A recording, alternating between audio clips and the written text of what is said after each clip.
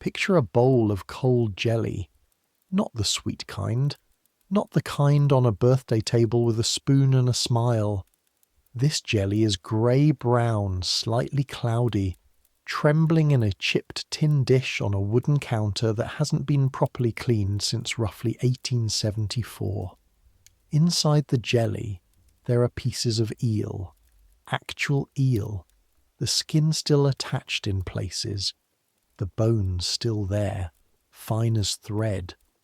The kind that catch in your throat if you're eating too fast, which you are, because you haven't eaten since yesterday morning and everything in you is screaming eat, and your hands are shaking slightly from cold and hunger, and the particular exhaustion that comes not from one bad night, but from 6 months of bad nights stacked one on top of the other like wet coats you can never quite get dry.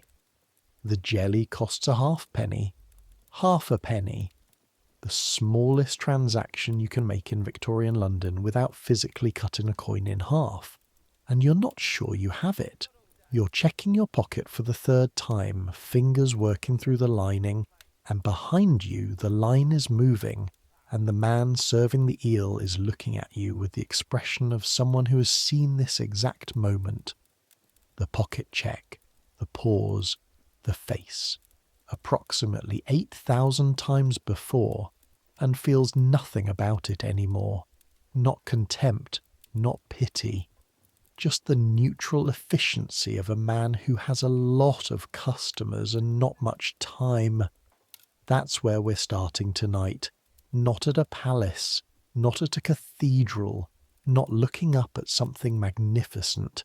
We're starting here at a halfpenny eel stall in Whitechapel in 1883, with a hand in an empty pocket and a stomach that has been quiet for so long it has stopped asking. So I make these history stories, and I genuinely do not know if you're listening to this to sleep, or if you're the kind of person who sits up in the dark specifically to hear about jellied eels and Victorian poverty, which is a valid lifestyle choice, and I respect it completely. Either way, get comfortable, take a breath, let the room get quiet. Here we go. Because I need you to understand what the East End of London actually was in 1883 before we go any further.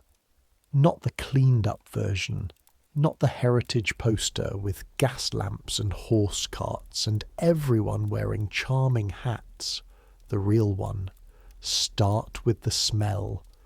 Imagine you're standing at the edge of a street, let's say Flower and Dean Street in Whitechapel, which will later become briefly famous for entirely different and much darker reasons. And the smell that reaches you is not one thing. It's never one thing in this city. It's layers. First, coal smoke. Always coal smoke. Every chimney in every building burning cheap coal. Every factory burning coal. Every street brazier burning coal. The smoke is so constant that by January your handkerchief is grey even after washing, and the inside of your nostrils have a faint dark shadow that doesn't fully come out even when you blow your nose. Under the coal smoke, the river. The Thames in 1883 is not the river you might have seen on a postcard. It is thick with the waste of 3.5 million people, not all of whom have access to the sewer system that Joseph Bazalgette has spent the last 20 years building. Parts of the city drain directly into it. The smell at low tide, particularly in summer, rises above the level of background city smell and becomes something you can taste. Under the river smell, the street itself.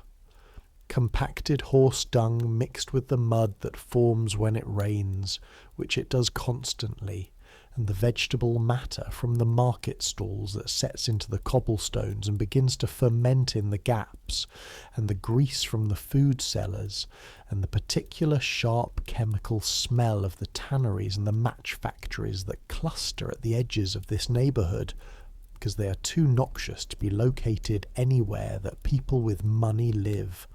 Under all of it, people. The simple, unavoidable smell of human beings living in densely packed spaces with inadequate washing facilities and insufficient food and too many hours of physical labour per day. You include yourself in this. You've smelled better. You know it. This is Whitechapel in 1883. Population, approximately 80,000 people in a district roughly a mile and a half square. That's a density that would make modern urban planners wake up sweating. Many of those 80,000 people are in rooms you would not put a dog in. Some of them are in rooms you would not put a dog's bowl in. Some of them are you. You've been here 6 months. Your name is Thomas Crail. You're 19 years old. You came to London from a village in Lincolnshire, a place so small and so flat that the most interesting geographical feature for 15 miles in any direction was a drainage ditch, because the farm work dried up, which is what farm work does. And your uncle wrote to say there was work in the city if you weren't particular, and you weren't particular. You had no particular view on what you did for your hands as long as it resulted in food and a place to sleep. So you came, packed your single change of clothes and your mother's best wishes, and a letter from your uncle explaining that he'd left the address and was sorry he couldn't be there to meet you. He'd had to take work in Manchester, so good luck. Good luck. You arrived at Liverpool Street Station in August of 1882 with 3 shillings in your pocket and the letter of address and the absolute conviction that 6 months from now everything would be better, because you had heard that London offered opportunity, and you were not yet experienced enough to know the difference between the city that offered opportunity to some and the city that spent those same people as fuel. 6 months later, you are standing at an eel stall at 6:30 in the morning, in November, with your hand in your empty pocket and your stomach folded in on itself, and it is not better yet. But let me tell you what your day actually looks like. Let me walk you through it. Because the life of a sweated labourer in the 1880s East End is one of the most thoroughly documented cases of human beings ground down to their absolute structural minimum. And that documentation exists largely because a series of journalists and reformers were so horrified by what they found that they wrote it all down in precise, terrible detail, and we can follow them in and see exactly what it looked like. You work in a boot finishing workshop on Commercial Street. 2nd floor, above a chandler's shop and below a family of 7 who move around above you from roughly 4 in the morning until 11 at night, and whose youngest child has a cough that started in September and hasn't stopped. Boot finishing is exactly what it sounds like. Boots arrive at the workshop as assembled but unfinished objects, the leather cut and stitched and lasted, but the surface rough, the edges raw, the sole not yet polished, and you and the 11 other workers in the room apply the finishing, the blacking, the buffing, the edge trimming, the final polish. You're paid by the piece. This is crucial. You don't earn by the hour, you earn by the boot. For each pair of men's boots finished to the required standard, you earn 3 halfpence, 3 halfpennies. That's the going rate in November 1883, because the workshop owner, a Dutchman named Van Houten, who is not a cruel man but is a precise one, knows that there are 30 men outside his door who would take your place for 2.5 pence a pair, and the only thing keeping him from hiring them is that their work isn't as clean as yours. 3 halfpence a pair. On a good day, you finish 8 pairs. That's 12 pence. 1 shilling. On a bad day, when the blacking is bad quality and you have to do the toe cap twice, or when Van Houten rejects 3 pairs for quality and you have to rework them without additional pay. You finish 6. That's 9 pence. Your bed at the lodging house on Wentworth Street costs 4pence a night. Non-negotiable. If you don't have 4pence by 8 o'clock, the door is closed to you and you sleep somewhere else, which in November means you do not sleep so much as you survive the night. Your food budget, everything left after the bed, is between 5pence on a good day and absolutely nothing on a bad day, with most days clustering around 3pence or 4pence if you're careful. That's what you have, not a wage, a calculation, a daily problem to be solved in arithmetic so basic it should be simple and yet is somehow impossible.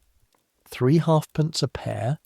You need to finish 8 pairs to eat and sleep. You need to finish 10 to have anything that resembles margin. Your hands are 17 years into their working life already. They ache by midday and stop feeling certain things by evening. The forefinger and middle finger of your right hand have calluses over calluses, layers built up like geological strata from the awl and the blacking brush. Your thumbnail on your left hand is black, not from the blacking but from a mallet that slipped in October and hadn't grown out yet. You do not think about your hands much. Thinking about them is the kind of thing you can't afford in the same way you can't afford a private room, or a proper meal, or the luxury of wondering how things might be different. Let me tell you about the morning. 5:30. Not a clock in the room where you sleep, but you've been doing this long enough that your body wakes at 5:30 regardless, triggered by some internal mechanism calibrated to the bare minimum of survival. The morning is dark. November in London is comprehensively dark from round 4 in the afternoon until nearly 9 in the morning, and the darkness isn't just visual, it's physical. Something that presses against your skin, that lives in the air and on every surface. The room you sleep in holds 8 beds. 8 is an optimistic word. 4 of them are actual bed frames with straw mattresses. The other 4 are wooden platforms built along the wall at sleeping height, with a shelf of thin sacking to lie on. You have one of the platforms. You got it because you've been here longer than the man who had it before, who left in October saying he was going to Birmingham, which is what people say when they leave, regardless of where they're actually going. Next to you, a man named Croker, who works in a sugar refinery. He's 32 years old and looks 50.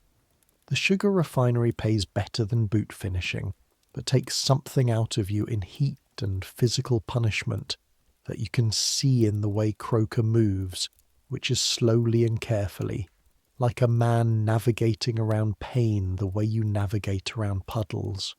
On the other side, a boy named Jimmy, who is 15 or possibly 14, and has been doing the same kind of mental arithmetic you do every day for longer than feels right, and who sells newspapers in the morning and sweeps a tavern floor in the evening, and in between does whatever work he can find. Jimmy never seems to be fully asleep. You wake at 5:30 and he's already awake, staring at the ceiling, running calculations. The lodging house smells like damp wool, unwashed bodies, coal smoke from the single fireplace on the ground floor that warms approximately nobody on this floor, a specific, sharp chemical smell you've identified as coming from Croker's work clothes, which retain something from the refinery that doesn't wash out. You sit up. The blanket you have is thin, but you keep it until the last possible moment, because the air in the room is cold in a specific way. Not moving cold, not outdoor cold, but settled cold. The cold of a space that hasn't had real warmth in it for months and has simply become cold as its default state. Your feet touch the floor and you think, there it is. There's the day starting. The floor is wooden boards, uneven, a splinter waiting approximately every 14 inches. You know where they are. You move around them in the dark from memory. The water for washing is in a tin basin on the ground floor, shared between all 12 people sleeping in the building. By the time you get to it, it is cold and slightly grey from the 3 people who used it before you. You wash your face and hands. Your hands don't feel much different after. The blacking gets into the creases of your knuckles in a way that doesn't fully come out with cold grey water and a cloth that used to be white and now has no clear colour at all. You dress. You're already wearing most of your clothes because sleeping in your clothes is warmer than sleeping without them, and you learned this in your first October here when you tried to be more particular about things and woke up unable to stop shaking. Your outer jacket, thick wool, bought second-hand from a man on Petticoat Lane for 11 pence, which was nearly 3 days of food, goes on last. It has a smell to it that isn't yours. You've stopped noticing this. You go downstairs and out into Wentworth Street. Wentworth Street in November 1883 at 20 minutes to 6 in the morning. The gas lamps are still lit. The city won't get to switching them off for another hour, and they cast a yellow light that barely reaches the other side of the street, which isn't as wide as you might imagine. 2 carts, if they're careful, and one of them is willing to pull over. So the light from the opposite lamppost creates a kind of doubled yellow murk that makes everything look as though it's underwater. The street is not empty. It is never empty. By day it's a market street. The stalls starting to set up now, actually. The earlier sellers already out with their barrows, their breath visible in the cold air, their voices deliberately low because the people on the upper floors are still sleeping, and there's an informal understanding that you don't start shouting until a bit later. By night it becomes something else, something with different rules and different people, and you've learned to walk through it quickly and look at nothing specific. This in-between hour is the street's private time. The overnight people, the night shift workers, the people who had nowhere to go and sat out the dark hours in the coffee stall on the corner, the occasional figure whose circumstances you don't ask about are moving toward their beds. The day people, the ones like you, are moving in the opposite direction. You walk east on Wentworth and then north on Commercial Street toward the workshop. It's 15 minutes on foot. You do this twice a day, every day except Sunday, and you know every inch of it the way you know the splinter positions in your floor, not consciously, but in your feet, in your body. The coffee stall on the corner of Wentworth and Commercial sells hot coffee for a halfpenny, which is cheaper than tea, but still a halfpenny you only spend on days when you've made enough the day before to justify it. Today you didn't. Yesterday was a bad quality day. The blacking Van Houten ordered was inferior, ran too wet, and you had to let 2 pairs dry an extra hour before finishing, which meant you only completed 7 pairs. So, no coffee. Just the cold air and the walk and the smell of someone else's breakfast coming out of a building you pass where there is apparently a woman who fries fish at 6 in the morning, which seems ambitious, but who are you to judge? The workshop on Commercial Street is on the 2nd floor. The stairs up to it are narrow, wooden, and creak in a way that suggests they are more committed to the idea of stairs than to the structural reality. You go up them quickly. You've been going up them quickly since September, when the 4th step cracked under Croker, who was visiting Van Houten about a question of wages, and the step held but only just. And now all 12 of you avoid the 4th step with the automatic precision of people whose bodies are making decisions faster than their minds. The workshop itself is, let me be precise, approximately 22 feet long and 14 feet wide. 3 windows, 2 facing the street, one facing the building behind, which is a tenement so close that on a clear day you can watch the woman in the opposite window eat her breakfast, which she does methodically and without expression, staring at nothing. In this space, 12 people, 3 long workbenches, the smell of leather, blacking compound, and a particular kind of wood shaving. And in the winter, the small cast iron stove in the corner that Van Houten lights grudgingly around 7 because it takes time to heat, and he has calculated that warm workers are marginally more productive than cold ones, and the margin is what the mathematics of this trade runs on. The stove, when it gets going, makes the workshop smell like burning leather, because at some point someone left a piece of scrap leather too close to it, and now the smell is permanent. By 6 o'clock, 9 of the 12 workers are already there.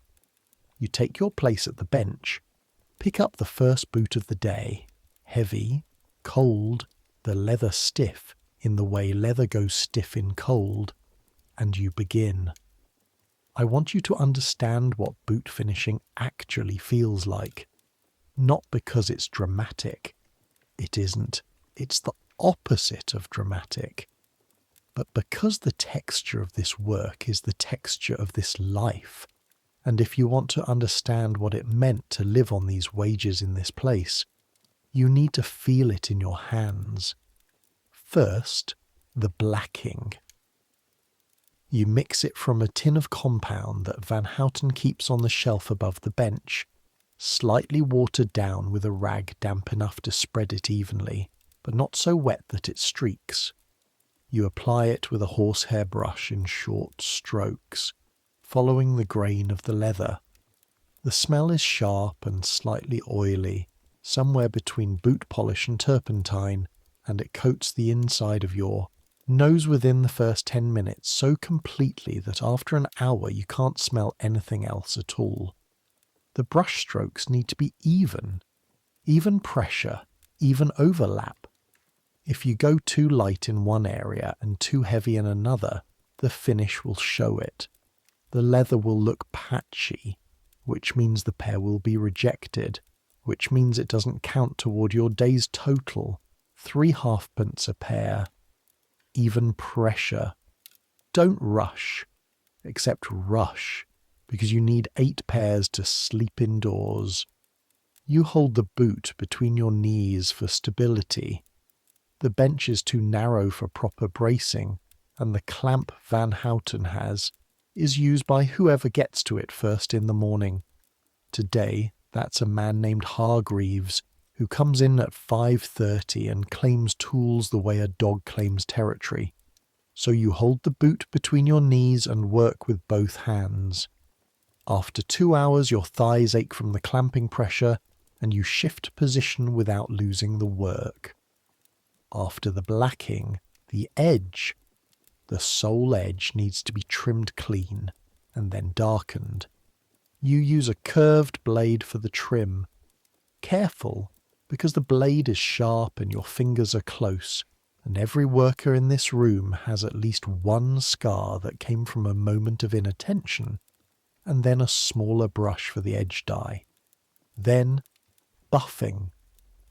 The horsehair buffing brush, back and forth in short circular strokes until the leather comes up to a shine that Van Houten, on his inspections, will hold up to the window light and tilt at different angles looking for inconsistency. He finds it sometimes. He finds it specifically in your work approximately 1 pair in 10, and when he does, he sets the pair aside on the rejection shelf with a look of mild dissatisfaction that is somehow worse than anger would be. "Crail," he says, and puts the boot on the shelf. You look at it. You can see the inconsistency now. A small patch, 3 inches across, near the toe, slightly duller than the surrounding area. You can't see it properly in the workshop light. You can only see it in the window light, which is where Van Houten holds everything. "Yes, sir," you say. You pick up the boot and start again. The pair doesn't count until it passes inspection, so that pair doesn't count, which means the pair you spent 40 minutes on has contributed nothing to your day's total, and you have 40 fewer minutes to produce the pairs that will. 3 halfpence a pair. Even pressure. Don't rush. Hargreaves, 2 places along the bench, works faster than you. He gets his hands on more pairs per day. But Van Houten rejects his work at a higher rate, and Hargreaves's response to this is not to slow down and improve, but to finish more pairs so the total still works out, which means he's working at maximum speed at the cost of constant rejection, which means he's spending his days in this grinding cycle of production and rejection that seems, to you, watching, like a particular kind of madness. But Hargreaves has 2 children at his sister's house in Bow. He needs every halfpenny he can make.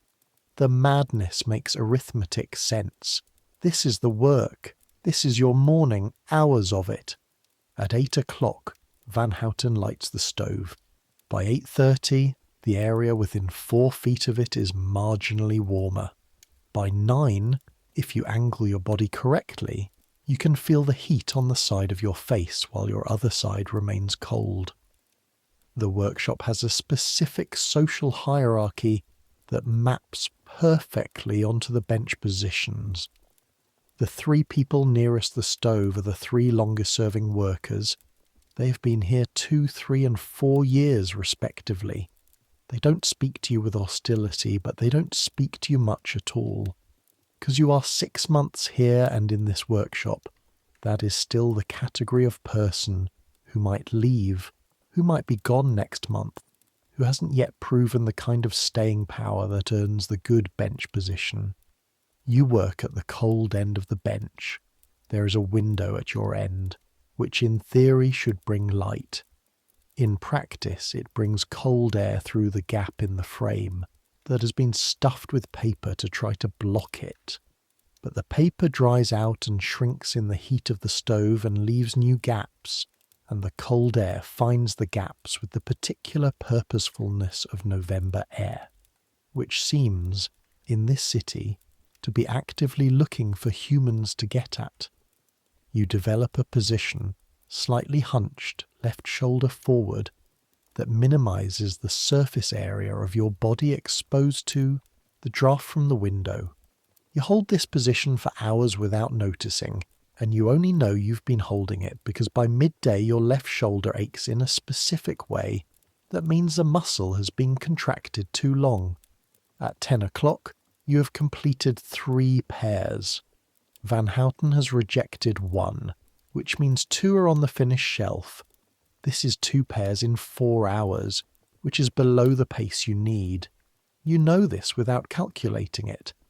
It lives in your body as a kind of pressure. The same pressure as hunger, vague and constant and not quite separable from everything else. There is a break at midday. Not a long one. Van Houten allows 30 minutes, which is 30 minutes in which you are not earning, but long enough to eat, if you have food, or to walk down to the street and buy something, if you have money. Most of the 12 workers have something.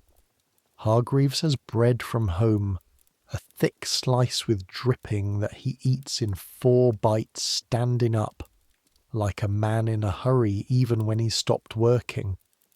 The woman who works the bench nearest the stove, a thin, precise person named Mrs. Coleman, whose husband died 3 years ago, and who has supported herself and her daughter in a room on Brick Lane by finishing boots ever since, has a small wrapped parcel that contains every day the same thing: 2 biscuits and a small piece of hard cheese.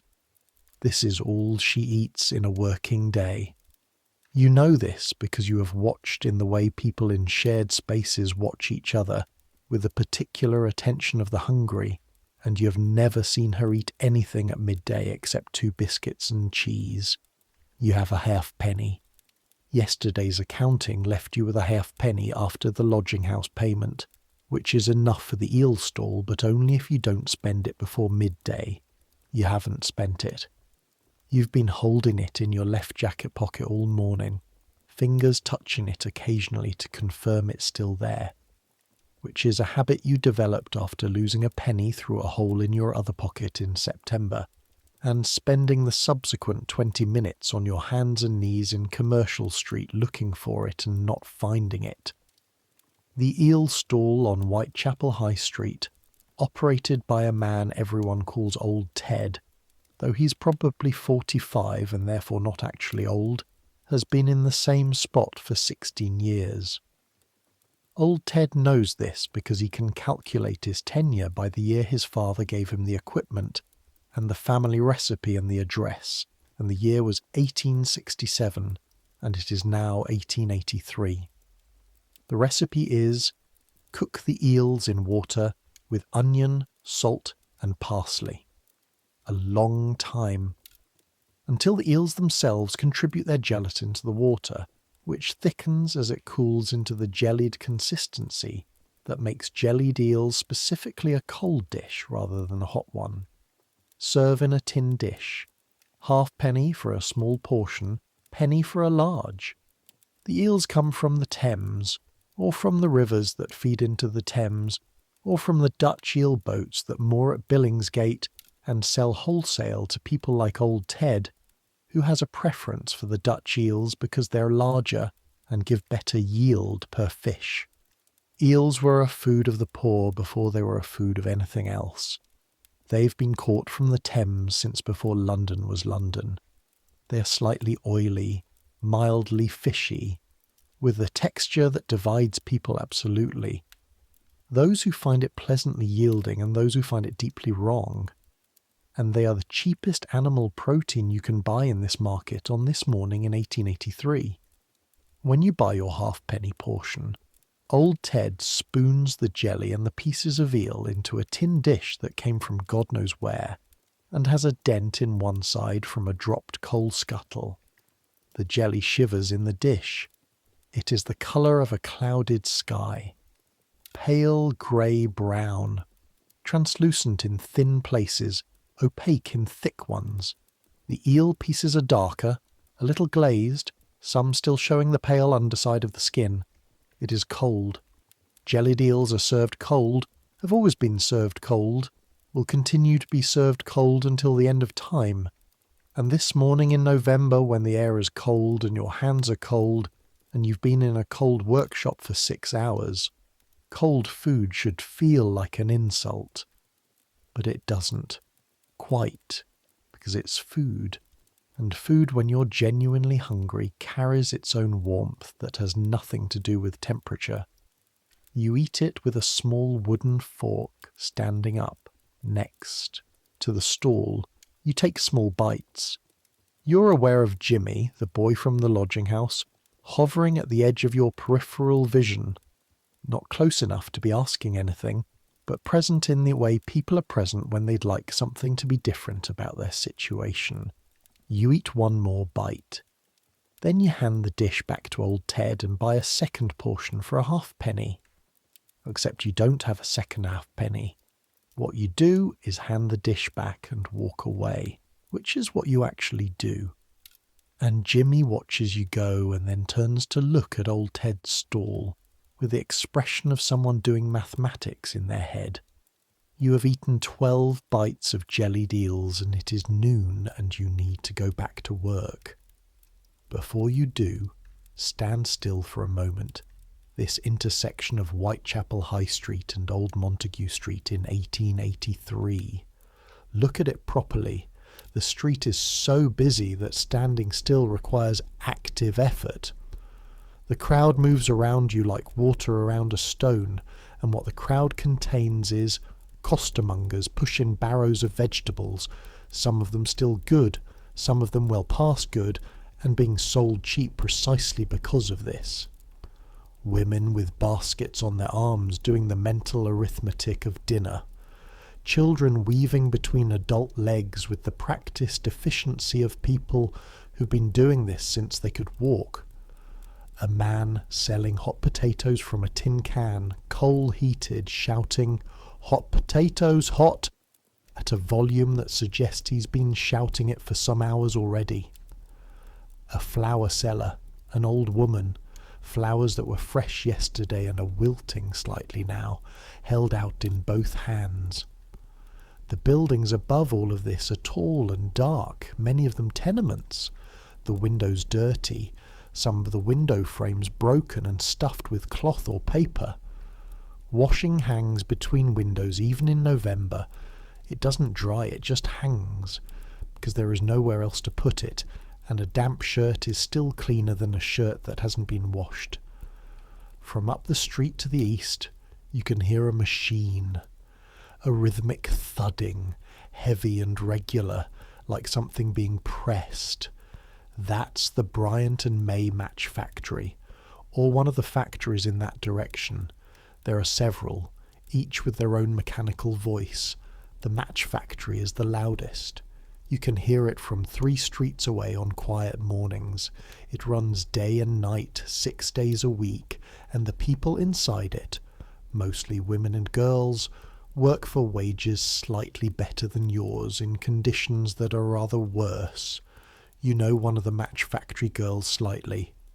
Her name is Ellen. She lives 2 floors below you in the lodging house, and she has a jaw that aches. She doesn't talk about it much, but you can see it sometimes. The way she holds her face, the slight asymmetry, one side of her jaw slightly swollen in a way that's been there for months. The matchworkers call it by a name you've heard in passing. Phossy jaw, phosphorus jaw, from the white phosphorus in the match heads, which the workers cut and shape and dip by hand day after day, the vapours settling into the jaw and the skull, eating into the bone. The bone glows in the dark, apparently. The affected jaw in a dark room produces a faint greenish light. This is considered a medical curiosity. The doctors at the London hospital, a 10-minute walk from here, have seen it. They have written it down. Ellen eats alone when she eats. She doesn't want people to see how she eats now. You look at the match factory chimney for a moment, smoke coming from it steady as breathing, and then you turn around and walk back to the workshop. The afternoon is long. There is quality to time in the workshop that is different from the quality of time in ordinary life. It doesn't drag exactly. Drag implies that you're aware of wanting it to move faster, but it doesn't flow either. It accumulates, hour by hour, pair by pair. The mechanical rhythm of blacking and buffing and edge trimming becomes something close to not thinking, and not thinking is sometimes a relief, and sometimes the opposite. The mind left alone with the body's running commentary of ache and cold and hunger finds things to work at that don't improve with working. You think about your mother's kitchen, the specific smell of it, bread baking and something herbal she kept in a jar on the shelf, and the wood smoke from the range that was different from London coal smoke, cleaner somehow, more vegetable. The floor was flagstone, cold in winter but less cold than these boards. She kept a rag rug in front of the range that came from a bag of old wool she'd been adding to for years, so it was slightly different colours in different areas, a history of worn-out clothes pressed flat underfoot. You haven't written home in 2 months, not because there's nothing to say, but because there's too much of the wrong kind. Your mother's letters arrive at the lodging house in care of Mrs. Birch, who runs it, and in the last 3 letters your mother's asked 3 things. Are you eating properly? Do you have warm enough clothes? And is there a girl? She asks these 3 things in a different order each time, as though rotating them in case the order she's been using has prevented satisfactory answers. The answers are mostly, and no. Van Houten comes around at 3 o'clock to inspect the afternoon's work. He picks up 4 pairs from your section of the finished shelf, turns them, holds them to the window, sets 3 back, puts the 4th on the rejection shelf. Heel cup, he says. You look at the rejected boot, the heel cup, the curved reinforcement at the back of the heel. Has a shadow in the leather where the blacking went in slightly uneven. You can barely see it. But Van Houten's eyes have been doing this for 15 years, and they find things that yours miss. Yes, sir, you say. You look at the afternoon's remaining hours. You've completed 5 pairs that count. You need 3 more. That's possible. That's still possible. You pick up the next boot. Here is the mathematics of a Thursday in November 1883, and you will understand by the end of it why the mathematics matters, why this is not an abstract exercise in historical economics, but a description of what hunger actually is, how it works, what shape it takes in a real human day. You finish 8 pairs before Van Houten closes the workshop at 6. 7 of them pass inspection. 1 comes back as rejected. Another damn heel cup, and you have made a mental note to give the heel cup specific additional attention tomorrow, but the note won't help you tonight. 7 pairs at 3 halfpence a pair is 10.5 pence. 10.5 pence. Van Houten pays in actual halfpennies from a tin box he keeps under his bench. You receive 10 halfpennies and 1 farthing, which is a coin so small it seems more like an idea of money than money itself. Van Houten counts these out with the same expression he brings to boot inspection, neither generous nor mean, simply precise. You put the coins in your right pocket and go down the stairs, avoiding the 4th step. Outside, Commercial Street in the early evening. The gas lamps are on. The temperature has dropped in the way it drops in November when the sun has been down for an hour, sharply and without apology. The street is busy with the evening shift of commerce, different from the morning shift, looser. The day workers heading home, the night workers heading out. 10 halfpennies and a farthing. The lodging house costs 4pence a night, which is 8 halfpennies. That leaves 2 halfpennies and a farthing. 2.25 pence. For everything else, food, warmth. The morning coffee you'll decide whether to spend on later. Let me be very specific about what 2.25 pence buys you in Whitechapel in 1883. A halfpenny bowl of eel jelly, which you already know about. A penny dinner at one of the charity establishments. The Salvation Army runs one nearby, and there are private operations that charge a penny for soup or stew with bread. And the food is not good, but it is hot, and it is genuinely a penny, and it genuinely exists. Or you could spend a penny on a halfpenny portion of eel jelly and a half portion of something else, have it come to 3 halfpence total, and still have the morning coffee option. Or, if you bought nothing tonight, you'd have 3 halfpennies and a farthing tomorrow morning, plus whatever you earn tomorrow, which, if it's also 7 pairs, gives you another 10.5 pence. And if you spend nothing this morning, you'd have almost 2 shillings combined, which would let you pay the lodging house 2 days, buy 1 proper hot meal, and have some small reserve.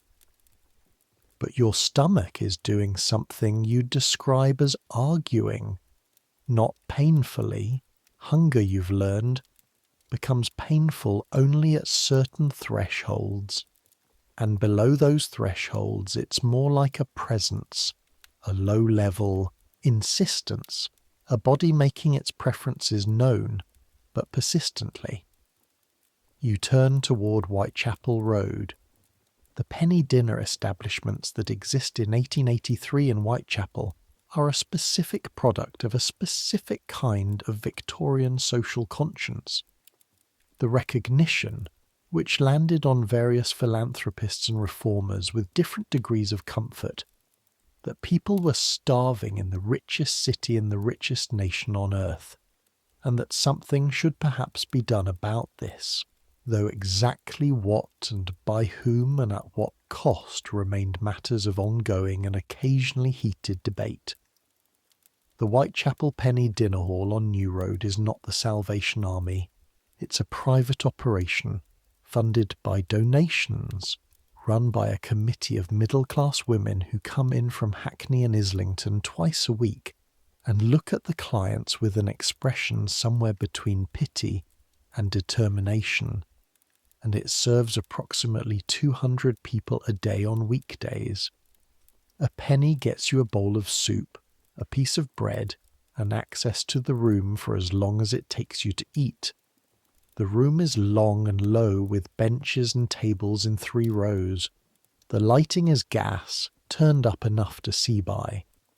The smell is soup, predominantly pea, with stock that might be meat but might also just be the idea of meat. Bread, white bread, bought cheap from the bakery that supplies 3 establishments in this neighbourhood because bulk purchase reduces unit cost, and wet wool, because most of the people here have been outside in the November evening, and wool holds rain the way it holds everything else. You sit at the end of the 2nd row. The bench is rough wood. You can feel the grain of it through your trousers. The soup arrives in a white bowl with a blue rim chipped on one side. It is hot enough to steam. The steam comes up toward your face and carries the smell of peas and something root vegetable. Parsnip, maybe, and salt. Not much else. But hot. Genuinely hot in a way that hits the inside of your throat and your stomach and your hands, where they're wrapped around the bowl before you even take a proper sip. The bread is a thick slice, slightly stale, the crust hard. You dip it in the soup. The bread softens and absorbs the broth, and then it's something better than either bread or soup alone, which is one of the small alchemical compensations that poverty offers, combining inadequate things into something that works. Around you, people eating, mostly men, workers from the various trades in the neighbourhood, a few women eating alone, quickly, not meeting eyes, 2 boys who might be 12, eating methodically without talking, an old man at the far end of the table who is taking very small spoonfuls, very slowly, as though making it last is the same as having more. Nobody's talking much. The sound in the room is spoons on bowls, the bench creak as people shift, someone coughing at the far end. You eat your soup, you eat your bread. You're still hungry when it's done, but less than before. The hot food has quieted the insistent background signal to something manageable, something you can sleep through. You have a halfpenny and a farthing left for morning. On the way back to the lodging house, you walk past the workhouse, not into it. You don't go in. Nobody goes in unless they've run out of all other options, which means they've run out of options at a rate and totality that is specifically difficult to reach when you are young and able-bodied and the rent market for labour, while grim still has space for you. But you walk past it. The Whitechapel Workhouse on Baker's Row, large, institutional, built in the 1840s, extended since, extended again, always needing extension because the need for it never decreases, is visible from the street as a high brick wall, the building itself set back, the sound of it not audible from the pavement unless a gate is open. You know someone who went in last spring, a man named Bartholomew from the floor above the workshop, who did piecework in a different trade and had a run of bad weeks, and then a run of bad months, and then a chess problem in February that took him below the minimum required for a bed at any lodging house in the neighbourhood, and in March he went to the workhouse. He came out in June. He was thinner. He moved differently. There are things he doesn't talk about from those 3 months, and you haven't asked. Because in this neighbourhood you learn early that there are certain kinds of experience people carry in silence, and the respectful thing is to not make them put it into words. What you know about the workhouse in the abstract, from the people who've been, from the reformers who've written about them, from the general knowledge that passes through this neighbourhood like weather, is this. You surrender your name almost. You're given a number. You surrender your clothes, given a uniform that belongs to the institution, not you. You're separated from anyone you came with, family or friend, men from women, adults from children. You work, picking oakum, breaking stones, doing the various forms of institutional labour that have been designed to be sufficient to justify the shelter and food, but not sufficient to make the workhouse a desirable alternative to employment. The labour is designed to be punishing in its tedium, not in its physical toll, because the people who designed it understood that the worst thing about it had to be the mind. The food is provided. It is adequate to survival. Some workhouses are better than others about this. The Whitechapel workhouse is not among the worst, which in this context means the soup is made with actual stock, and the bread is fresh, and the portions are what was prescribed by the regulations, not smaller. But the workhouse is where the 19th century's belief that poverty was a moral failure, and that its relief needed to be conditional on sufficient degradation, finds its most complete institutional expression. You are fed, but you are made to feel the cost of being fed. The building is the cost. The uniform is the cost. The number is the cost. The separation is the cost. When Bartholomew came out in June, he didn't talk about any of this.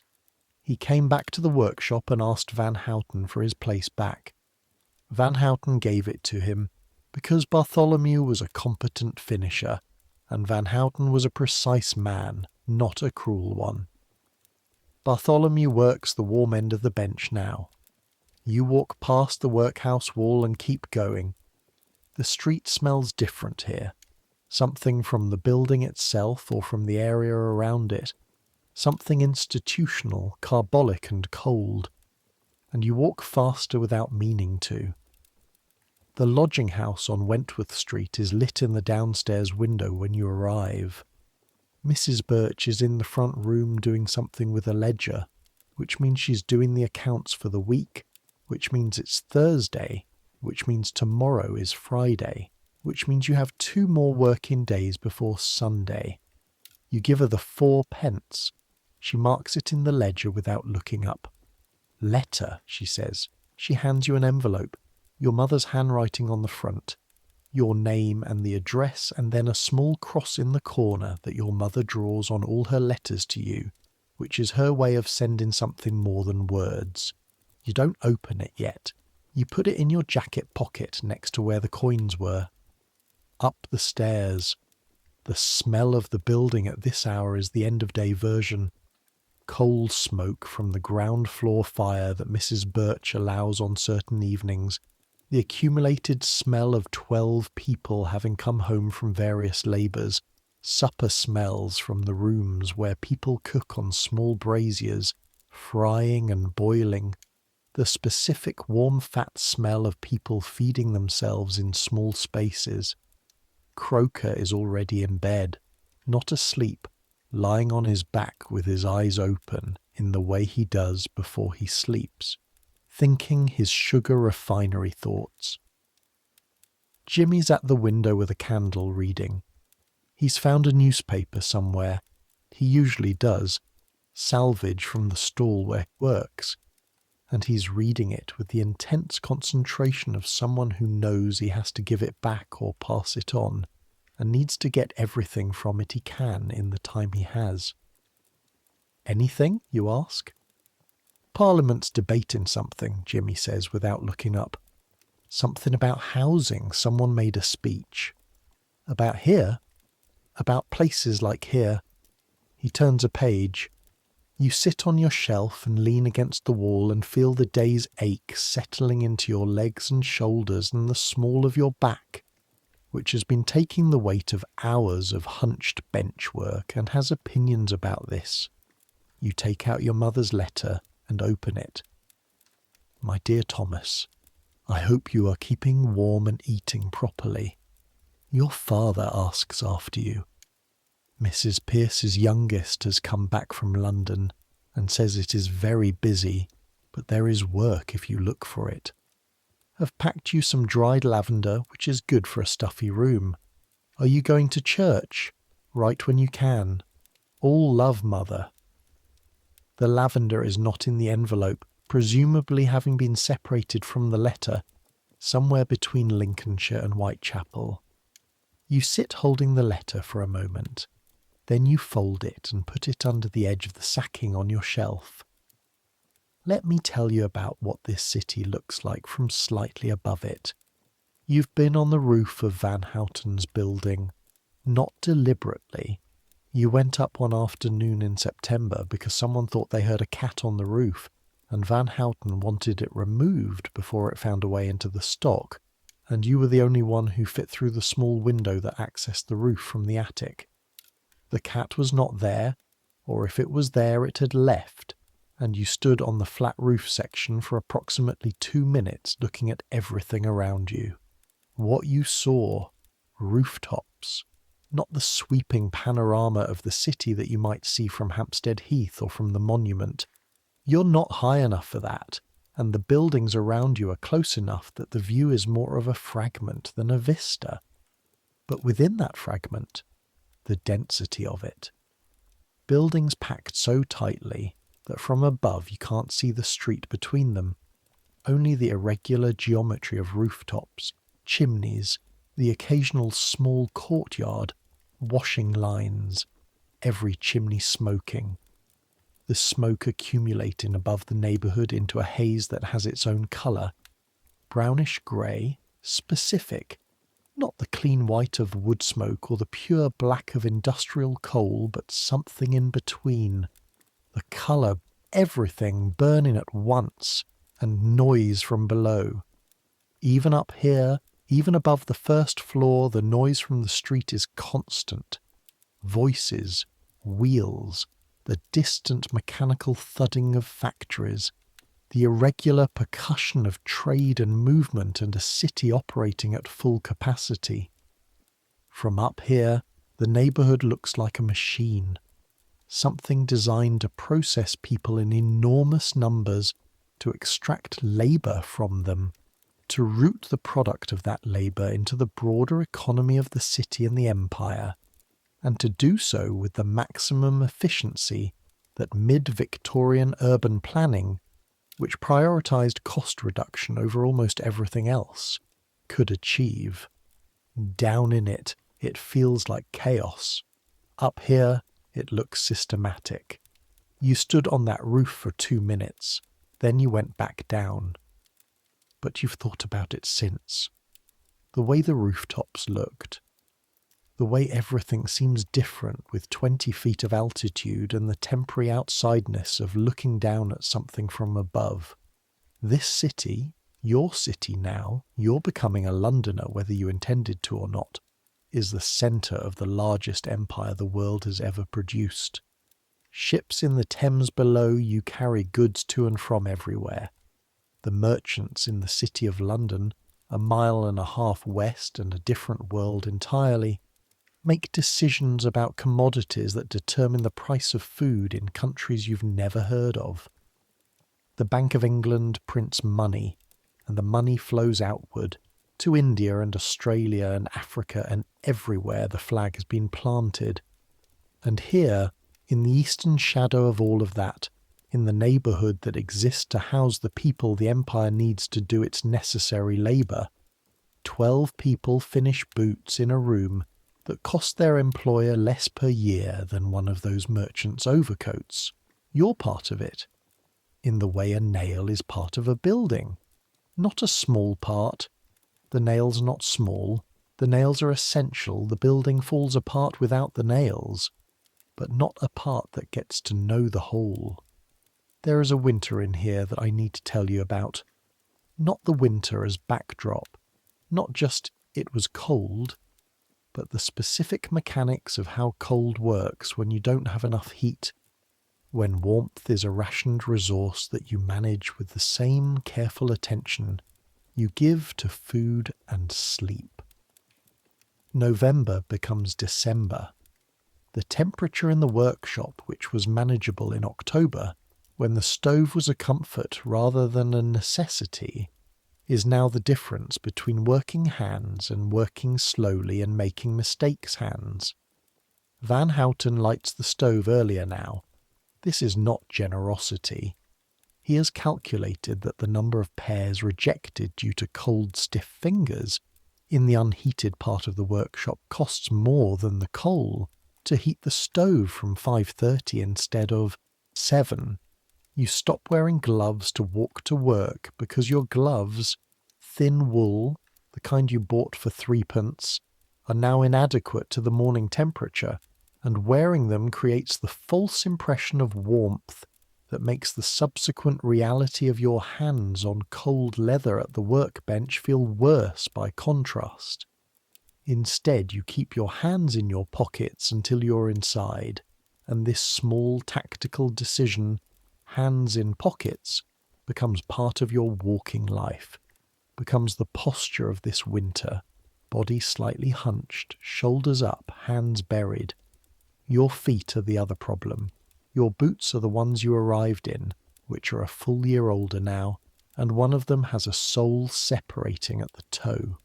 You've tried to secure it with a nail, and then with some cobbler's wax from a discarded tin you found near the workshop, and both solutions have partially worked.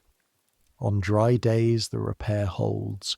On wet days, and December has nothing but wet days, the water gets in through the gap, and within 10 minutes your left sock is wet. A wet left sock worn for 8 hours produces a specific kind of chilled misery that is not dramatic. It doesn't stop you working, doesn't incapacitate you, doesn't create a visible problem, but it is the kind of accumulated discomfort that, added to everything else, creates the weight that you carry through the day. The cold left foot, the aching shoulder, the background hunger that the penny dinner reduces to something tolerable but doesn't eliminate, the knowledge, always present, that you're 3 bad days from not being able to afford the lodging house. This is not suffering in the operatic sense. It doesn't have a climax or a redemption. It's the sustained low-level physical cost of being poor in a cold city, and it goes on for months, and the people around you are all experiencing their versions of it, and none of you talk about it much because what is there to say? In December, something happens that is not dramatic but stays with you. A woman on the floor below yours at the lodging house, her name is Agnes, she works in a laundry. She has arms that suggest she has been wringing wet sheets for a decade and looks it. Has a child. The child has been there all along, but you've mostly encountered it as sounds through the floor. A baby's sounds, irregular, sometimes sustained. In December, the baby stops making regular sounds. Mrs. Birch notices before anyone else. She has a specific attentiveness to the sounds of her building that comes from 30 years of running lodging houses and knowing which silences mean something and which don't. On a Thursday evening, Mrs. Birch knocks on Agnes's door and comes back 20 minutes later with a look that she puts somewhere between her shoulder blades and carries for the rest of the week. The baby had been sick for 2 weeks. Agnes hadn't said anything, hadn't asked for help, or told anyone because asking and telling had costs in this neighbourhood that Agnes had apparently decided she couldn't afford.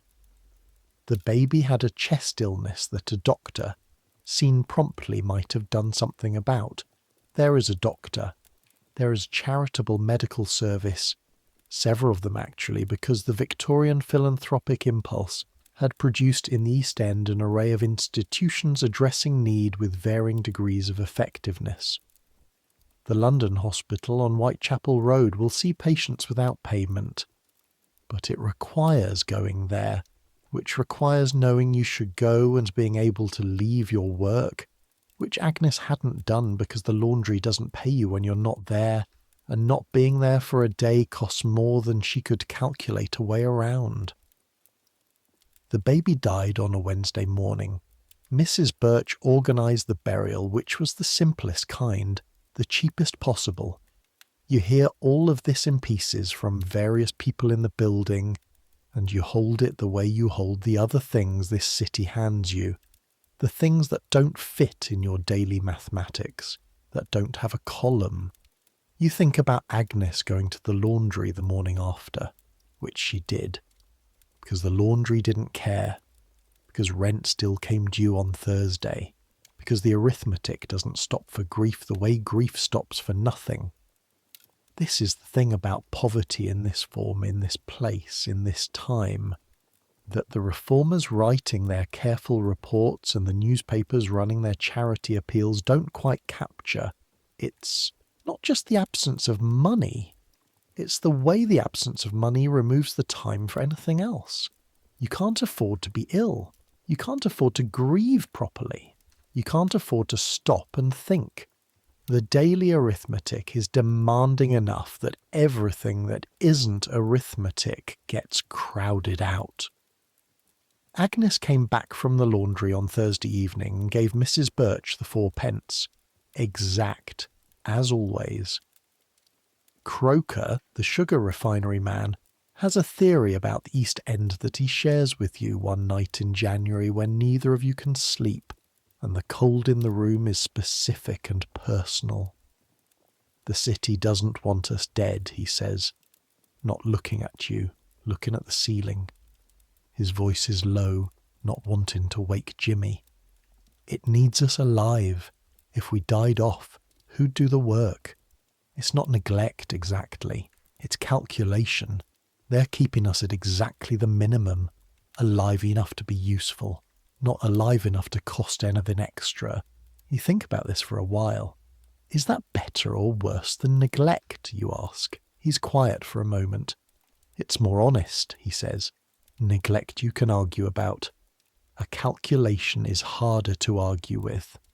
He turns over and goes to sleep. You lie there in the cold for another hour, thinking about calculations. January brings the cold that is different from November cold. November cold has the quality of something temporary, something the world will soon get over. January cold has the quality of permanence, of something that has been here so long it has become the default state of reality, and warmth is the anomaly. Warmth is the thing that needs explaining. The workshop is cold in ways that the stove can't fully address. The window's ice on the inside of the glass, which means the temperature inside is not actually above freezing for the first 2 hours of the day. Van Houten responds to this by arriving with hot water, not for tea. Tea would cost money and Van Houten is precise. But for the basin by the door, because he's calculated that workers who can warm their hands in hot water for 2 minutes before starting, the first pair produce fewer rejects in the early morning. The hot water costs him almost nothing.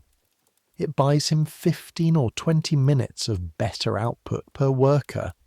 Van Houten has been making this calculation for years, and it still seems to him like a good trade. You hold your hands in the basin every morning. The water is only slightly hot by the time you get to it. 6 other people ahead of you in the morning roster. But it's warmer than the air, and you hold your hands in it and feel the cold ease out of your knuckles in a way that makes you understand, suddenly and viscerally, what it would mean to always be this warm, to have heat as a given rather than a resource. It lasts about 12 minutes, then your hands are cold again, but the 12 minutes count. February. A specific kind of light starts appearing in the late afternoons, low and amber, coming through the workshop window at an angle that wasn't there in December. This is the first physical evidence that the world intends to be different at some point. The eels come back. Old Ted's stall, which had been selling something different in the deepest winter, hot pea soup, a penny, ladled from a pot over a coal brazier, returns to the eel preparation in February. He tells you, the first morning you see him out with the tin dishes, that the Dutch eel boats came back in last week and the quality is good this year. The eels are still cold, still grey-brown and trembling in the dish. But they taste, you realise, eating them in February's yellow late afternoon light, like something seasonal, like something that marks the point in the year, the way certain foods do when you've been hungry enough for long enough that food carries more meaning than nutrition. You eat slowly, standing next to the stall. Old Ted is watching the street with the alert calm of a man whose job is essentially to watch the street. "How long have you been here?" you ask him. "This spot." 16 years, he says. "Before that, my father, his father before that." "Same eels?" "Same spot. The eels change. The people change." He looks at the street. The hunger doesn't change. He says this without bitterness. It's an observation the way you'd observe that the street is wide or the lamppost is there. A condition of the landscape. You eat the last piece of eel. The jelly on the bottom of the dish is thicker, saltier, concentrated. "Do you eat them yourself?" you ask. Old Ted looks at you with a kind of mild amusement. "Every day," he says. "Been eating jellied eels every day for 30 years. Best food in London." A pause. You ask that like it's a strange question. "I thought I'd be tired of them, or have something better." He takes one of the dishes from the warming batch he's prepared, sits on the low stool behind his counter, and eats. Efficiently, without ceremony. "This is something better," he says between bites. "Better than hungry." You think about that for the whole walk back to the workshop. Spring comes, as spring always comes, without asking permission. The temperature in the room one morning in March is noticeably different. Not warm, not what any reasonable person would call warm, but no longer cold enough to make you think about it. The cold has dropped below the threshold where the body registers it as a problem, and it becomes simply the background temperature of existing. You've been at Van Houten's workshop for 11 months. You're not the newest worker anymore. There's a boy from Hertfordshire who started in February, 16 years old, stands at the cold end of the bench looking at everything with the expression you remember from your own first weeks. You have tried to give him the same rough practical advice that various people gave you when you arrived, and some of it he takes and some of it he doesn't, and you've let that be. You've moved one position up the bench. Not to the warm end. That requires years of tenure and a specific kind of patience you're working on, but away from the drafty window. This change happened in December when one of the long-serving workers left to go into his wife's father's business, a vacancy that shifted everyone up one position, according to the workshop's informal seniority. The gap in the draft makes a material difference. Your output improved by roughly 1 pair per day in December, which is 3 halfpence more per day, which over a week is 3 pence more, which is the price of warmth on certain cold evenings and the difference between the halfpenny eel portion and the penny size. The penny size has more eel. The eel to jelly ratio is better. This is a noticeable improvement. In April, you walk further than usual on a Sunday. Not all the way to Greenwich. That's too far. The watermen charge more than you want to spend on a day that isn't a work day. But west along the Thames, further than Whitechapel, into the city proper and then past it. Walking along the embankment that Bazalgette built. The great stone riverside promenade with its gas lamps and its view of the river. You walk until the neighbourhood changes. This is the thing about London that you're still learning, still recalibrating against a year into your time here. It changes neighbourhood to neighbourhood with a discontinuity that doesn't seem possible for a city that is physically continuous. One street and you're in Whitechapel in your world. The world that smells and sounds and functions the way you know. 3 streets west and you're in something else. 5 streets west and you're in something entirely other. The embankment on a Sunday afternoon in April is a place where the middle classes, the minor clerks, the shopkeepers, the people who earn enough not to have to count halfpennies, but not enough to rent a house in Kensington, walk for recreation, looking at the river and the boats and the buildings on the south bank, feeling the Sunday pleasure of doing nothing with moderate comfort. You walk among them. You're not dressed for this. Your jacket is the second-hand wool one. Your trousers are dark from the blacking that never quite comes out. Your boots are the ones with the repaired sole.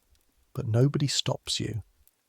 London in 1883 is not a place where anyone checks your credentials for walking on a public promenade. But you feel the difference. The way these people hold themselves, the way they move, the space they assume around themselves. The women in better quality coats, the children with cleaner shoes, a couple with a perambulator, the baby inside it swaddled in something that looks warm and specific and expensive. You stop at the parapet and look at the river. The Thames at this point, midway between the old city and Westminster, is wide and grey-brown and busy with Sunday traffic. Barges, smaller boats, the penny steamboat that runs passengers downstream for a penny, which you know about and have priced out and have decided not to spend money on but note as a thing that exists. On the south bank the buildings are lower, the neighbourhood there called Lambeth and Suffolk, older, industrial in places, factories and wharves, a workman's district. You're standing between the city that processes money and the city that processes labour, and from this angle, this specific point on the embankment, you can see both at once. St. Paul's Dome is visible slightly east and north. Wren built it after the Great Fire in 1666, 217 years ago. It has been here, in one form or another, for longer than the country you're from has been the country it currently is. It will be here after your grandchildren's grandchildren. The people who built it were mostly people like you. Stonemasons from the provinces, labourers doing piecework, paid by the yard of wall, people who did not, for the most part, have their names written down. They built it anyway. You look at the dome for a while. The light is good today, the April sky moving between clouds, and when the sun comes out from behind a cloud, it hits the stone and makes it pale gold for a moment before the cloud closes again. You're hungry, actually. You walked further than you meant to, and you've been out for 3 hours and you have the remaining coins in your pocket that you've been deciding about. But you stay at the parapet for a few more minutes, because there's something about seeing the city this way, not from above, not the rooftop fragment, but from river level, from the edge. That does something to the daily mathematics, not erases it, not makes it unimportant, but places it in a scale. You are a very small part of a very large thing. The very large thing does not notice you. It has never noticed you. It will not notice you in the future. But you are here. You're doing the daily work.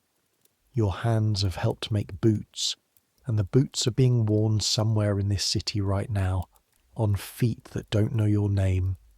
Your labour is woven into this place, even if your name isn't. That's not enough. It's not what you came for. It's not what you want. But it's something. It's actually something. You turn away from the river and start walking back east. I need to tell you about a Friday in June. Not a landmark Friday. Not the kind of day that you would identify later as the day something changed. But the kind of Friday that is, in retrospect, the texture of this year, the actual fibre of it. You've had a good week. 4 good days, Van Houten satisfied, minimal rejections.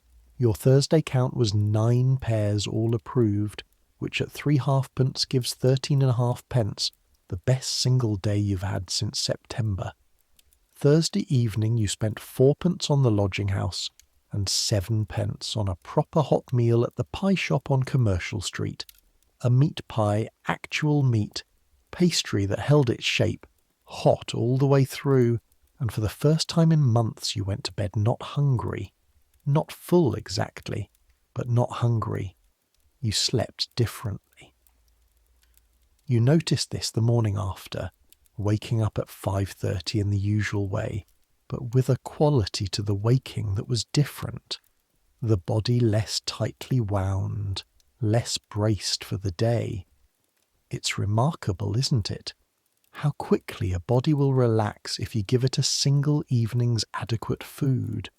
How fast the machinery of survival loosens its grip on itself, and how you don't realise it's been gripping until it lets go. Friday morning, into work. The June light is coming through the workshop windows before 7. Actual warm light. The angle of it still low but golden, catching the dust motes above the bench and turning them into something better than what they are. Van Houten is in a good mood. This is not visible in any dramatic way. Van Houten's moods are expressed in subtle modulations of how long he spends inspecting each pair. How often he adjusts his position in the workshop, whether he addresses remarks to the room or to individuals. Today he is addressing remarks to the room, which is his version of sociable. Hemming brothers are increasing their order, he says, to no one in particular but to everyone present. 20% more through summer. Hemming brothers are one of the wholesale buyers who take Van Houten's finished stock and distribute it to retailers across the south of England. An increase in their order means more work, which means more pairs to finish, which means more 3 halfpences per day. You do the arithmetic automatically, involuntarily. If the order increase translates to 2 additional pairs per day on average, that's 3 more pence per day, which is 18 pence over 6 days, which over a month is several shillings more than you currently have. That's not nothing. In the economy of your life, 3 pence per day is the difference between existing at the minimum and existing with margin. Margin is not comfort. Margin is not security. But margin is the thing that, accumulated carefully over time, can become the thing that makes the next thing possible. You don't know yet what the next thing is, but you know it requires margin to reach. Does that mean additional workers? Hargreaves asks. He's been here long enough to ask Van Houten direct questions. Possibly. Van Houten looks at the room. If the quality holds.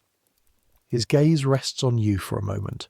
Not specifically and not singling you out, but in the sweep it lands on you. Quality holds, he says again, and goes back to his ledger. There is a Saturday in July that smells different from every other day. Saturday afternoons, Van Houten closes the workshop at 2, which gives you the rest of the day. In Whitechapel in July, this means heat. Not the clean heat of the countryside you grew up in.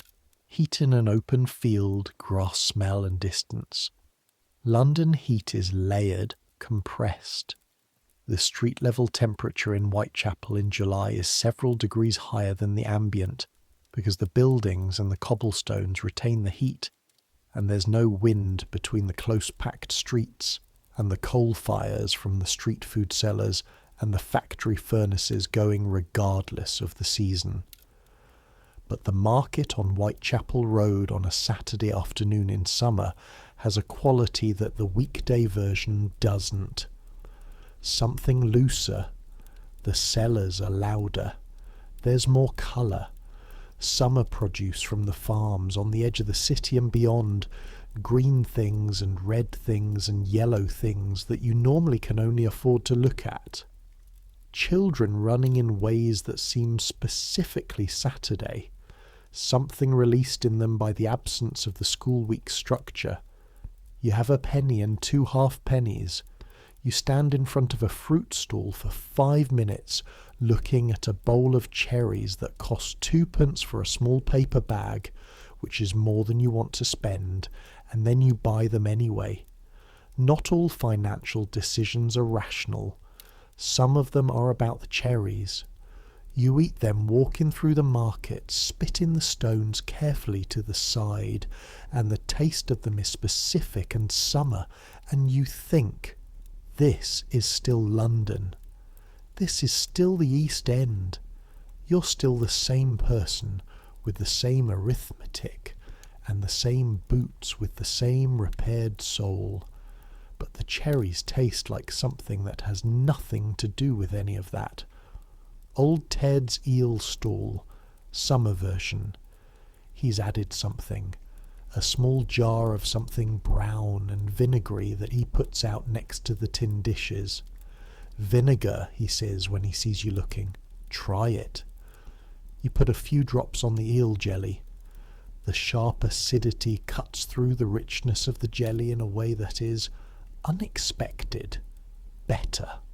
The eel tastes more like itself with the vinegar, more defined. You eat the whole portion slowly, standing in the July heat, with the market noise around you and the smell of summer vegetables and coal smoke, and very faintly the river. That's the way to eat them, old Ted says, watching you. Since when? Always, he says. Your mother should have told you. In August you write home. Not a long letter. Paper costs, and finding the right words for the specific shape of your life here requires more time than you usually have. But a letter. You tell your mother, yes, eating properly, mostly true. Yes, warm enough. Currently true, it's August. Yes, working hard, definitely true. No, no girl, still true. The city is very large and I'm learning it. You don't tell her about the workhouse on Baker's Row, about Agnes and the baby, about Bartholomew's 3 months. You don't tell her about the days when the arithmetic didn't work and you went to bed without eating. You tell her the cherries were excellent. She writes back quickly for her within 10 days, and the letter says, good, keep eating, don't forget yourself, don't forget yourself. You put this letter under the sacking with the others and think about it sometimes. Don't forget yourself, as if the self is something that could be lost in the daily arithmetic, misplaced between pairs 3 and 7, left behind on the cold end of the bench. Maybe it can be. Maybe that's what Croker means about the calculation, the city keeping you at exactly the minimum. The minimum for what? For working. Not necessarily for anything else. You think about old Ted and his 16 years on the same spot, about whether he has forgotten himself, or whether he has found the version of himself that fits this spot and this work and these eels, and decided that's enough. Whether those are the same thing or different things. September, a year in London. Van Houten doesn't acknowledge this. There's no ceremony to a year of surviving. Surviving isn't an achievement in the language of Victorian labour, it's a minimum expectation. But in your own private accounting you mark it. A year ago you arrived with 3 shillings and a letter from an uncle who had already left. You have now your place in the workshop, your bench position, your understanding of the work, your knowledge of the streets and the food economy and who is reliable and who isn't, and how to walk at night and when to avoid certain corners, and how to stretch a halfpenny into 3 things, and how to hold yourself through a bad week, and how to take a good week without assuming it means anything about the next one. You have calluses. You have muscle in your arms that wasn't there before. You have a hat, a real hat, bought in July with margin money, a dark wool cap that fits properly and that you have to keep your hand on when the wind comes up. You have a full year's knowledge of this city's cost and cadence, and what you know, what you've earned in the specific currency of experience, is both more than you arrived with and less than you need for what comes next, wherever that is. There's a coffee house, not the grand kind from the previous century, but a working version, a Whitechapel coffee house, on Commercial Road that serves coffee at a penny a cup, which is twice what the street stalls charge, but comes with a seat, a table, the newspaper, and the implicit permission to sit for as long as the coffee takes. You go there on a Saturday afternoon in late September. The coffee is strong and slightly bitter, and served in a white cup with a brown interior from years of staining. The newspaper is 2 days old. You read the news carefully. A mining disaster in Wales, a parliamentary committee report on housing in East London, prices of various commodities. There's an article about a social researcher, a woman who's been spending time in Whitechapel. She's writing a survey. She's been to the workshops and the tenements and the lodging houses, talking to people, writing down numbers, how many people per room, how much they earn, what they eat, what they spend. You read her numbers and recognize them. The numbers of your daily life, rendered in print, made legible to people who live in the other London, the one to the west, the one where the arithmetic works differently. She describes a family of 5 in 2 rooms, their weekly income, their weekly expenditure, the gap between the two, which is negative, which means they're surviving on credit and luck, and the charity establishments, and the complicated informal economy of debt and favour that holds East End life together beneath the visible surface. She calls this the condition of the poor. You sit with your penny cup of coffee and read her description of your condition, and you have 2 thoughts simultaneously. The first is, she got the numbers right. That's what it costs. That's what you earn. That's the shape of it. The second is harder to put into words.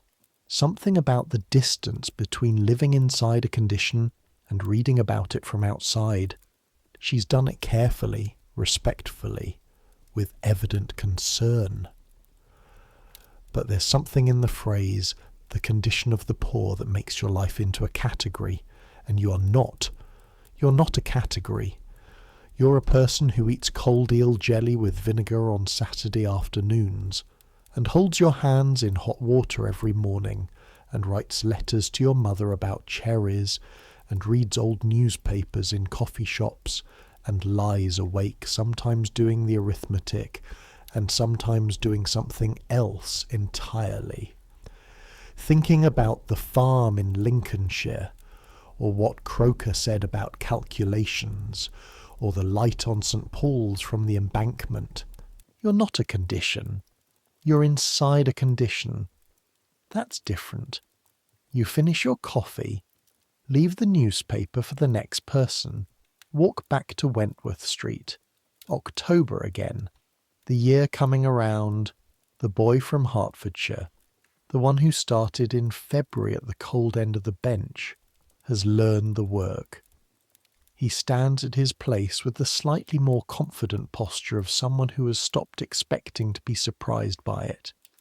He had his bad weeks in the spring when the heel cups wouldn't come right. He has his particular speed and his particular rate of rejects, and he's settling into the daily arithmetic of this trade with the resigned efficiency that it requires. You told him once about the heel cups, the specific thing Van Houten looks for. You told him the way someone told you in passing without ceremony, because it was useful information and you had it. He nodded. He improved his heel cups. That felt like something. Small and sideways, but something. Not teaching. You're not in a position to teach anything formally, but the passing on of specific knowledge, one worker to another, the kind of knowledge that doesn't appear in any manual or survey or parliamentary report, but exists only in the bodies and habits of the people doing the work. Your grandfather probably did the same thing, passed on something to someone, a specific technique, a piece of local knowledge, a small practical truth. This is how the things that matter actually move through the world. November again. The year has cycled back and it's cold again, and the light is the same. November amber, and the stove isn't lit until 7, and the eel jelly is cold, and old Ted is on his stall in his same coat, or the same type of coat, you've never been sure, and the lodging house costs 4pence, and the workshop opens at 6. You've been in London for 14 months. You've been eating on 3pence or 4pence most days, and on nothing some days, and on a full penny dinner and more other days, and your body has adjusted to this in ways that you can feel physically. The way you know when you've had too little, and the way you know when you've had enough, which are different from each other in ways you couldn't have described before this year. You're not the same person who stepped off the train at Liverpool Street 14 months ago with 3 shillings and a dead letter from an absent uncle.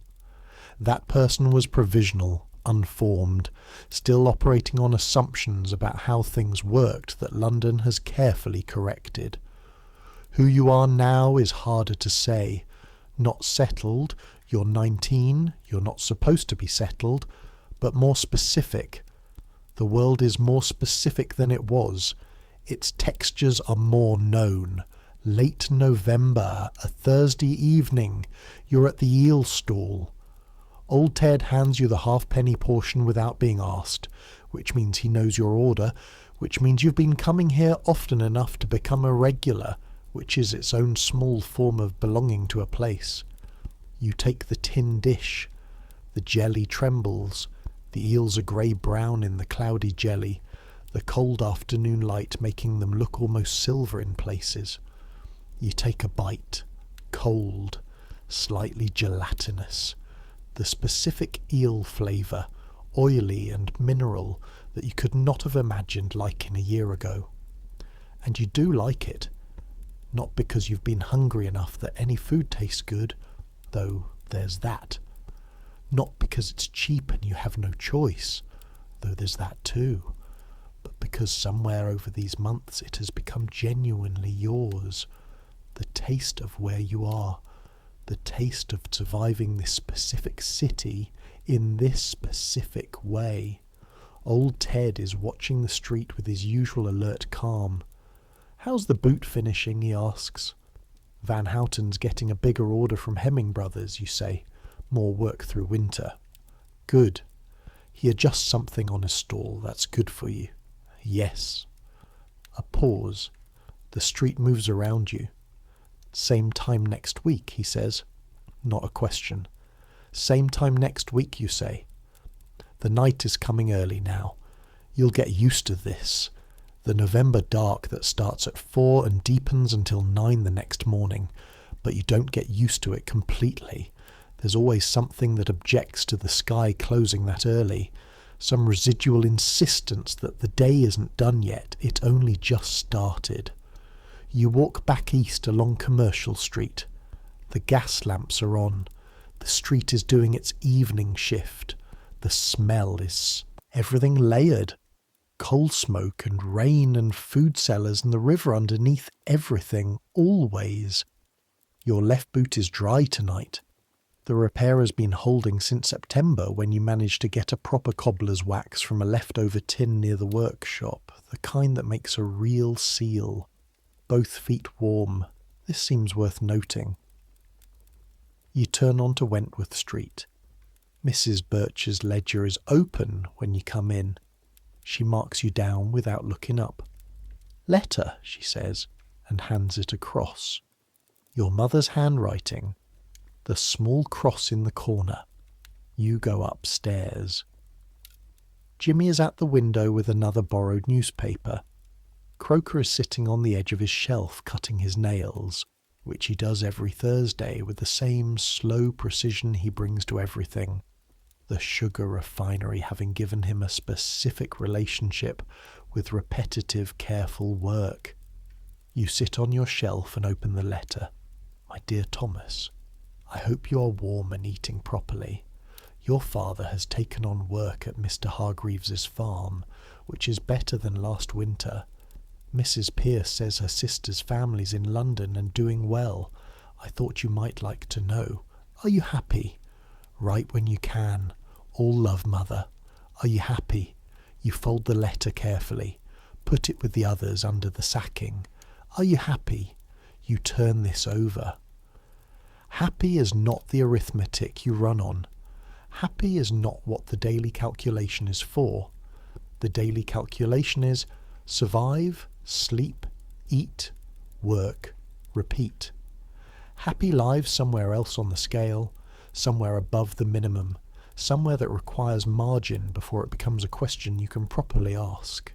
But you think about the cherries in July, about the coffee in the coffee house and the 2-day-old newspaper and the researchers' numbers that you recognised, about old Ted saying same time next week with the matter-of-fact quality of someone confirming something real, about the moment the stove kicks in the morning and the warmth reaches the cold end of the bench and your hands start to work properly, about Croker's theory, the city keeping you at the minimum, and the question of whether you're still at the minimum or whether you've moved slightly above it, whether the margin is starting to be real.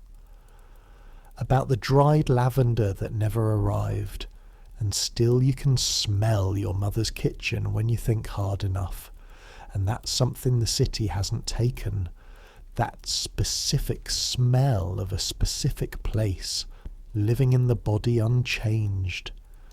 You lie back on the sacking. The building settles into its nighttime sounds. Mrs. Birch's door closing downstairs, the family on the floor above moving through their evening, somewhere outside a cart retreating.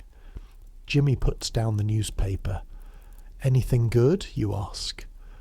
"Parliament's debating something else now," he says. "Different something. Is it the housing? Something else, always something else." He blows out the candle. "Night. Night," you say. Croker is already asleep. His breathing is deep and slow, the rhythm of someone who is very tired. The room is dark. The kind of dark that the city produces. Not pure dark, never pure dark, there's always something. The faint gas lamp glow from the street coming through the window, enough to see shapes, enough to know where the floor is, which is more than you had in the first weeks when you lay here in the dark and felt the dark press on you like something personal. You close your eyes. Outside, Wentworth Street continuing its nighttime life. The tavern noise from Commercial Street at a distance. A dog somewhere. The faint mechanical rhythm from the direction of the factories that don't stop. Somewhere in this city there are people who are eating very well tonight, in houses that have fires in every room, with servants who have carried coal upstairs and set tables and brought dishes that contain things you'd recognise as luxury even if you couldn't name them. They are eating and talking about things that are not whether they can afford the lodging house tomorrow, And somewhere in this city there are people doing worse than you, sleeping in doorways tonight, or in the basement gin houses where you can sleep on straw for a penny, or in the casual ward at the workhouse where they let you in for one night before you have to move on.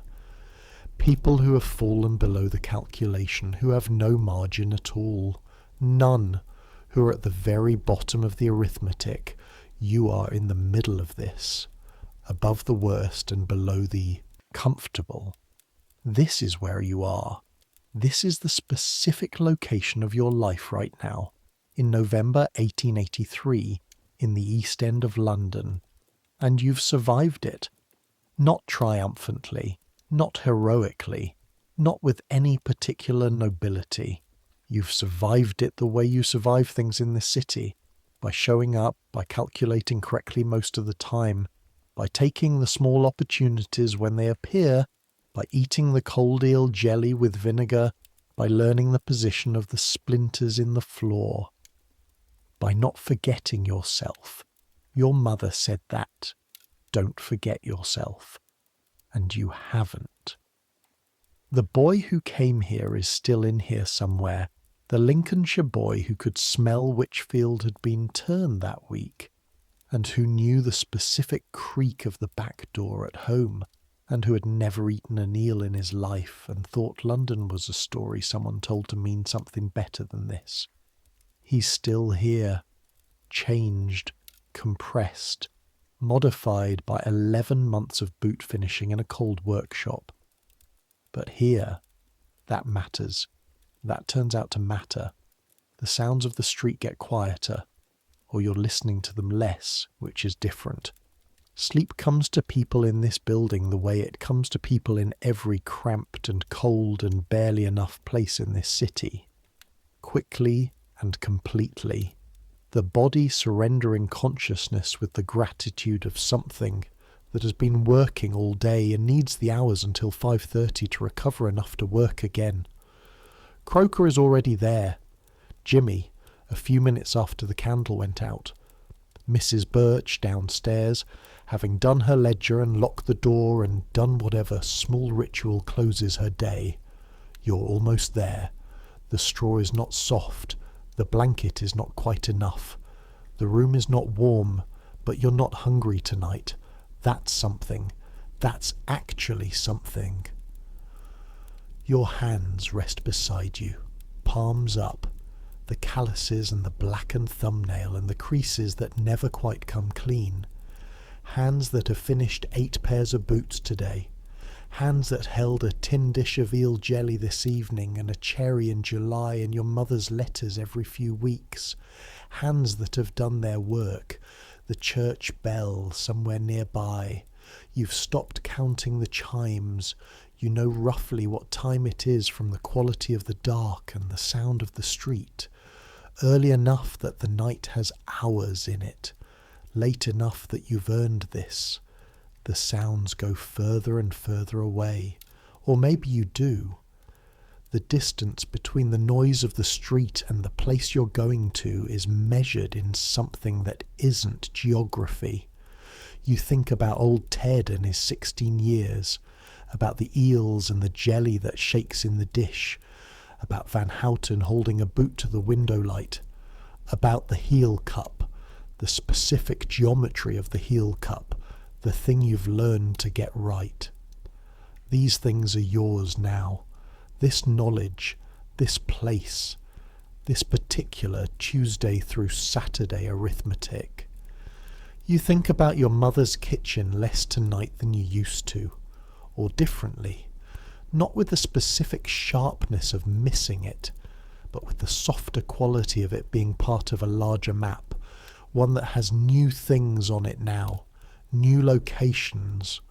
Old Ted's stall, the dent in the serving dish, the vinegar jar, the workshop and its stove and its 12 workers and its window that looks across at a woman who eats her breakfast every morning without expression. Wentworth Street in every hour and weather. The sound of this building breathing at night. All of it. Yours. Yours in the way things become yours when you've survived them long enough to stop fighting and start knowing. Sleep takes you, the way sleep takes everyone in this building on every night, the way it takes the people in every room on every street in this neighbourhood, and the next and the next. All the workers and their families and their children and their ledger keepers, all of them horizontal now, all of them gone wherever sleep goes. And the city continues around and below and outside all of it, the London that never stops, the city that is always happening regardless of who is sleeping in it. The night watchmen and the bakers and the women who gut fish before dawn, and the men who clean the streets in the hours when nobody is watching, all of them going about their part of the machine while the rest of the machine recovers. Centuries from now, someone will walk this street. The buildings will be different. Most of what you see every day is already gone in some future version of this neighbourhood, replaced and rebuilt and replaced again. The lodging houses become something else. The workshop on Commercial Street becomes something else.